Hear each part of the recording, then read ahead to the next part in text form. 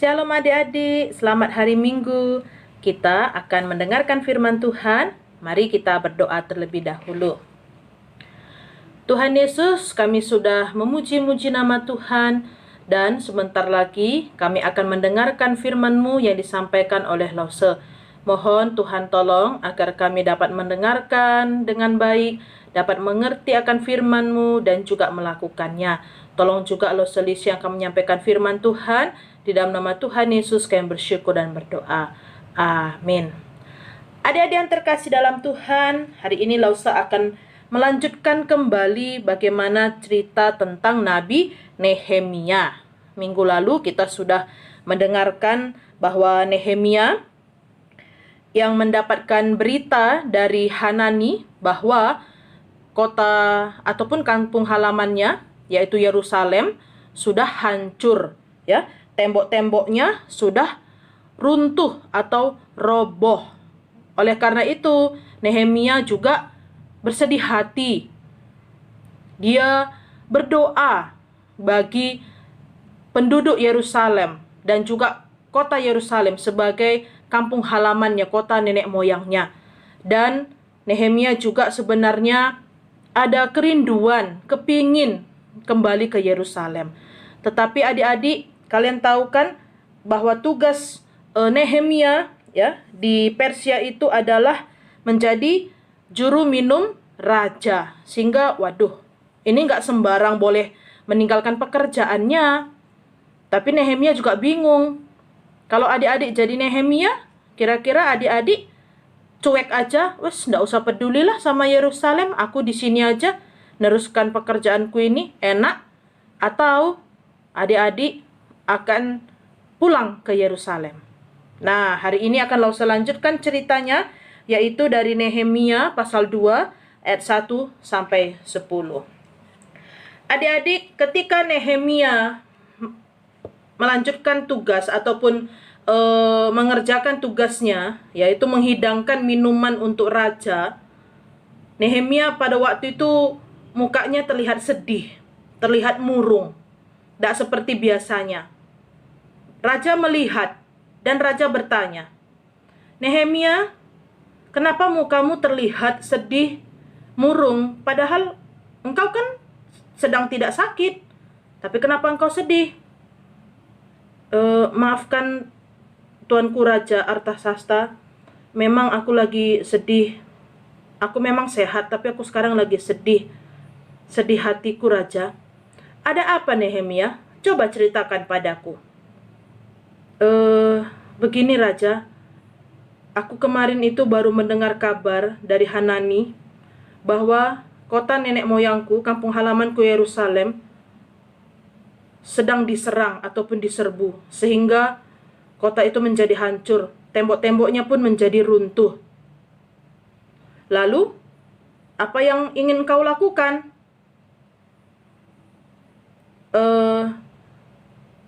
Aku mau minta izin, Raja. Bolehkah aku pulang kembali ke Yerusalem untuk membangun tembok kota itu? Oh, boleh. Berapa lama engkau akan pergi? Secepat mungkin aku akan kembali lagi ke sini, Raja. Setelah semua selesai, aku akan kembali lagi ke sini. Mohon izin, Raja. Baiklah, aku mengizinkan engkau kembali ke kampung halamanmu untuk mengurusi atau untuk membangun kembali tembok Yerusalem itu. Apalagi yang mungkin bisa saya bantu untuk kamu, Nehemia? Begini, Raja. Saya juga minta tolong Raja memberikan surat izin ataupun surat jalan, supaya ketika nanti dalam perjalanan menuju Yerusalem, surat itu bisa saya tunjukkan kepada para bupati-bupati, sehingga mereka pun mengizinkan saya untuk lewat. Baiklah, saya akan memberikan surat izin itu. Apakah ada lagi? Ini, Raja, saya juga minta tolong untuk Raja memberikan surat kepada Asaf, pengawas Taman Raja, supaya dia juga bisa memberikan kepada aku kayu untuk memasang balok-balok untuk pintu gerbang Yerusalem nanti. Mohon izin Raja. Baiklah, aku akan juga memberikan dia surat, sehingga dia juga memberikan bahan yang kamu perlukan untuk membangun tembok itu. Baik Raja, saya mengucapkan terima kasih banyak atas bantuan Raja. Baik, sama-sama. Nah adik-adik, akhirnya Nehemia pun dapat kembali ke Yerusalem. Adik-adik tahu kenapa Raja bisa memberikan izin? Itu semua karena apa? Karena pertolongan Tuhan. Sebelumnya Nehemia kan berdoa ya, berdoa minta kepada Tuhan.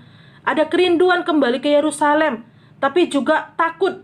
Bagaimana harus ngomong ke raja ini, ngomongnya ya apa? Minta izin ke raja ini ya apa? Diizinkan apa enggak?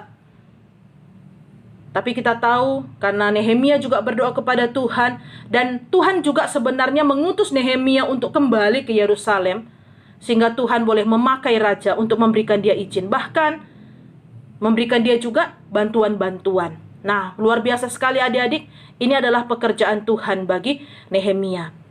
Seperti Nehemia, kita ya adik-adik, kita juga diutus oleh Tuhan. Diutus oleh Tuhan untuk bisa menjadi pendoa. Menjadi pendoa itu artinya apa? Mendoakan, bukan hanya berdoa untuk diri kita sendiri, ya, tapi berdoa untuk bangsa kita, untuk negara kita, untuk gereja kita, untuk keluarga kita, untuk teman-teman kita. Dan Tuhan juga mengutus kita untuk saling peduli, saling menolong, saling membantu, ya. Membantu orang tua kita, membantu adik kita, teman kita, emak engkong kita. Tuhan juga mengutus kita, yang terutama adalah untuk melakukan perintah Tuhan. Kita tahu Nehemia juga melakukan perintah Tuhan, dia taat, sehingga dia kembali ke Yerusalem untuk membangun tembok kota itu. Kita juga diutus oleh Tuhan untuk melakukan perintah Tuhan. Mari kita lakukan dengan taat. Kita diutus oleh Tuhan untuk melakukan hal-hal yang baik, hal-hal yang benar, yang tentunya sesuai dengan firman Tuhan. Adik-adik semua mau kan melakukannya? Ingat bahwa kita semua sebagai anak-anak Tuhan, kita diutus untuk melakukan hal-hal yang baik yang sesuai dengan firman Tuhan. Amin. Mari kita berdoa. Tuhan Yesus, terima kasih untuk firman pada hari ini. Tuhan, ajarkan kami untuk mau taat kepada Tuhan, di mana Tuhan mengutus kami sebagai anak-anak Tuhan untuk kami dapat menjadi berkat, menjadi kesaksian. Baik itu melalui doa-doa kami, baik itu juga melalui tindakan-tindakan kami yang menolong, yang mengasihi, dan juga di dalam ketaatan kami melakukan firman Tuhan, perintah Tuhan dengan baik dan benar. Tolonglah setiap kami ya Tuhan, agar semua hal ini kami lakukan hanya untuk menyenangkan hati Tuhan. Terima kasih untuk firman Tuhan pada hari ini. Di dalam nama Tuhan Yesus kami bersyukur dan kami berdoa. Amin. Lalu saya akan memberikan ayat hafalan untuk kelas balita, Yesaya 6 ayat 8c. Ini aku, utuslah aku. Kemudian kelas kecil, Mazmur 40 ayat yang ke-9. Kelas besar, Yesaya 6 ayat 8. Lalu untuk aktivitas, lalu berharap kita dapat mengerjakannya juga, karena ini juga dapat poin loh adik-adik ya. Untuk kelas balita, tolonglah Nehemia untuk mencari jalan adik-adik ya, mencari jalan menuju Yerusalem. Kemudian kelas kecil, mencari kata yang tersembunyi. Ya, ini memang dalam bahasa Inggris ya. Sekalian kita juga belajar bahasa Inggris ya. Cari kata yang tersembunyi ya, horizontal, vertikal, diagonal ya. Silahkan dicari ya. Dan untuk kelas besar, coba kalian tuliskan bagaimana cara kalian atau tindakan nyata begitu ya di dalam mematuhi perintah Tuhan ya, di dalam beberapa poin berikut ini ya. Jangan berbohong, jangan mencuri dan seterusnya ya. Jadi contohnya yang nomor 3, hormatilah orang tuamu. Caranya apa? Tindakannya nyatanya apa? Ya, yaitu tidak berkata kasar kepada orang tua ya, tidak membentak orang tua. Seperti itu contohnya ya. Jangan berbohong. Tindakan nyatanya apa? Ketika mungkin sedang bermain dengan adik dan mainannya rusak, Kalian mengaku bahwa kalian yang merusakkannya, ya. Kalau kalian berkata, oh itu adik yang merusakkan, berarti kalian berbohong. Tapi karena bagaimana caranya atau tindakan nyata tidak berbohong, berarti kalian mengakui kesalahan. Mengerti ya kelas besar ya aktivitasnya ya. Dan semua foto ibadah, ayat hafalan dan juga aktivitas kirimkan ke losenya masing-masing. Dan ingat semuanya mendapatkan poin ya. Baik adik-adik, demikian firman Tuhan dan sekolah minggu kita hari ini. Sampai ketemu lagi minggu depan. Shalom, Tuhan Yesus memberkati.